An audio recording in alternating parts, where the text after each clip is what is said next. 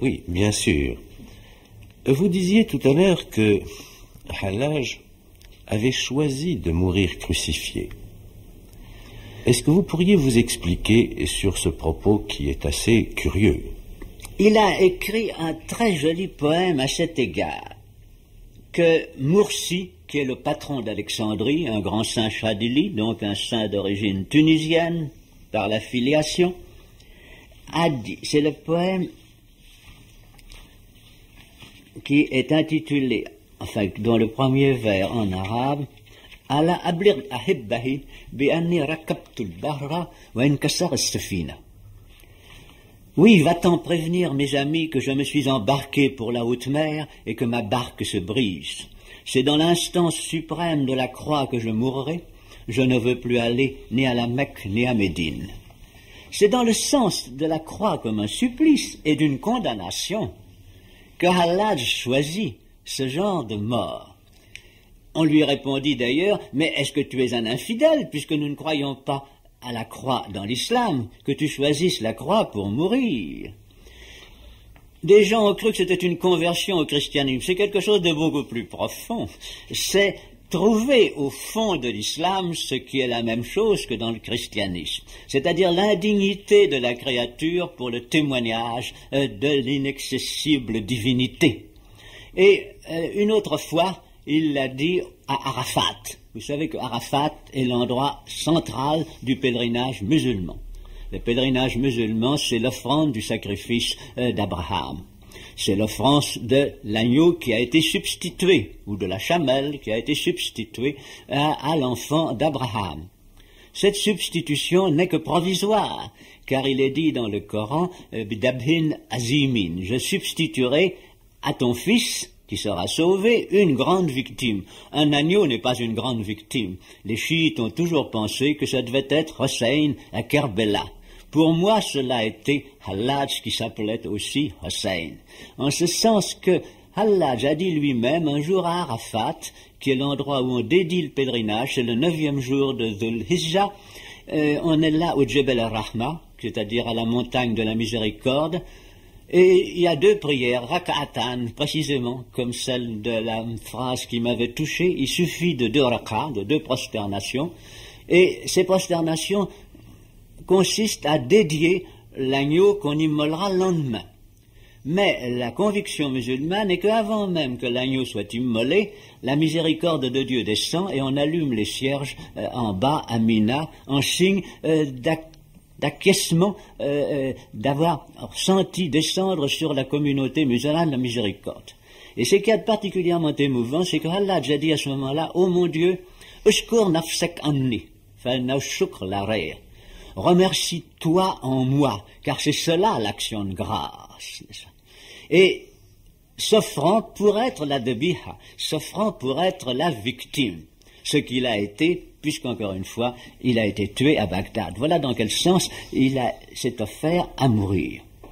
Oui, en somme, vous pensez qu'il s'agit de la part de Hallaj de l'accomplissement suprême de la foi, qui est comme une reproduction avec lui-même, comme offrande et comme victime, du sacrifice d'Abraham, mais alors le sacrifice d'Abraham qui aurait été dans l'accomplissement même poussé jusqu'au bout.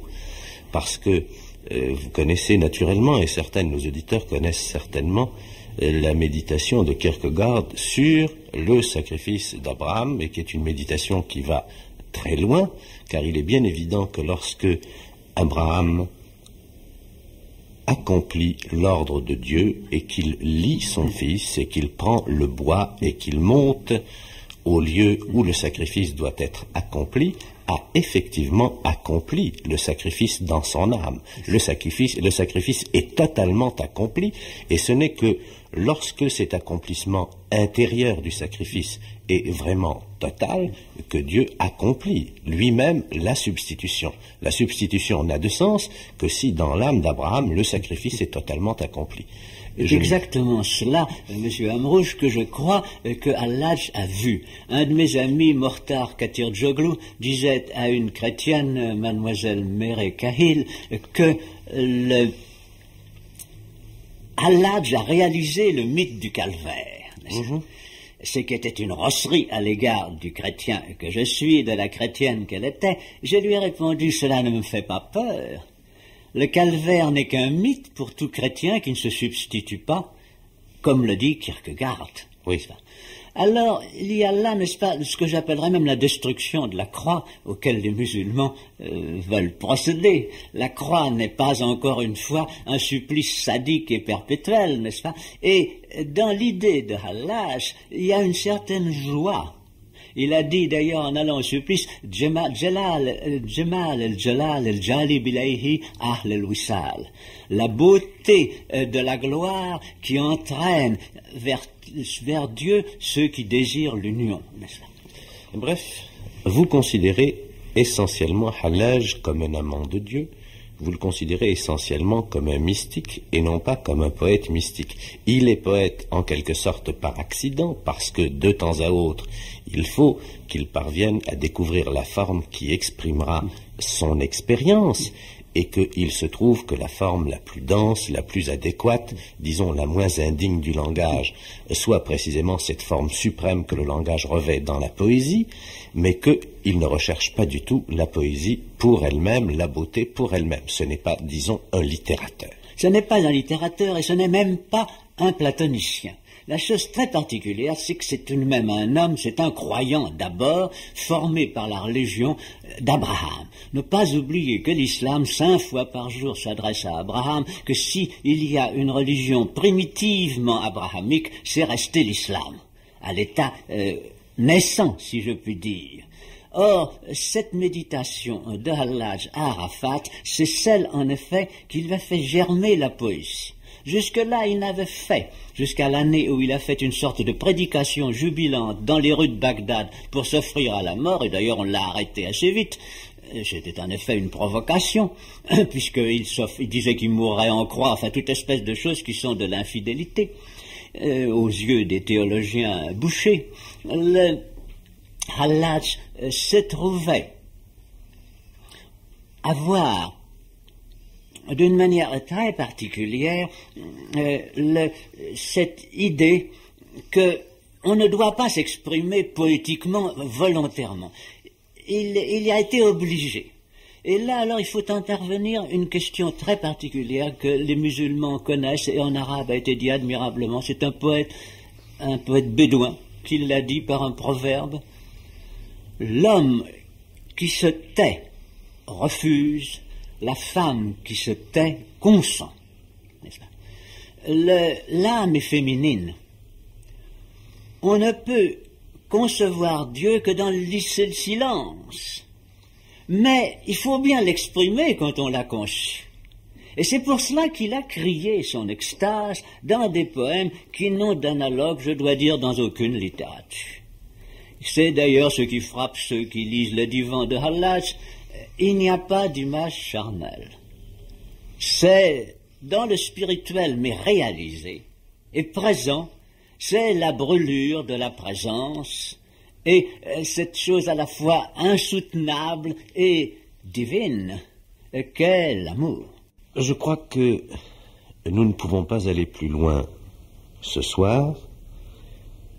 Je m'en vais simplement me contenter de lire un de ces poèmes, si vous voulez bien, dans la très belle traduction que vous en avez faite et qui vient de nous être procurée par les éditions des Cahiers du Sud. Et si vous voulez bien, la prochaine fois, nous parlerons alors plus précisément de la poésie d'Al-Hallaj, c'est-à-dire du divan que vous avez traduit. Le poème que j'ai choisi est un poème relativement long. C'est la 10e qasida, dont le titre français est « Tuez-moi donc, mes féaux camarades ».